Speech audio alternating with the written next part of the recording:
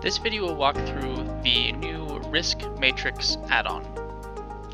The Risk Matrix add-on can be configured when going to the Add-ons page in Project Insight, and after hitting Configure you'll see this page where you can set the probability rows, severity rows, or the X and Y axes to determine how many columns and rows there are. In this example I have 5 rows and 5 columns. My heading for probability and severity are their own namesakes, probability and severity. In the configuration you can set the colors. As you can see here I've got 3 outcomes, low, medium, and high, and I have the colors set for each one of those. You can also set additional and set the colors for each of those here on this table.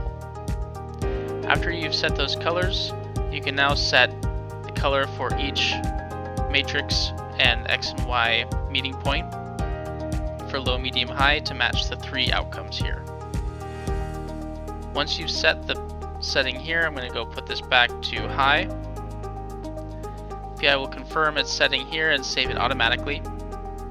Once you've set the configuration for your risk matrix, go to any project, and to set the risk for each project, you'll go to your project views and risks. You'll see the chart here for the probability and severity. Once you've added your risks on the specific project in a line, PI will show the risk for the probability and severity and where that meeting point is for major as my severity and possible as the possibility. Depending on how many you have in your list here, it will show the number and its meeting point on the risk matrix here. If I add a new one,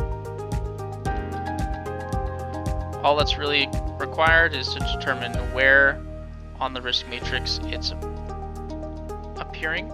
You can also include which issue it's going to be related to, resolutions, effects.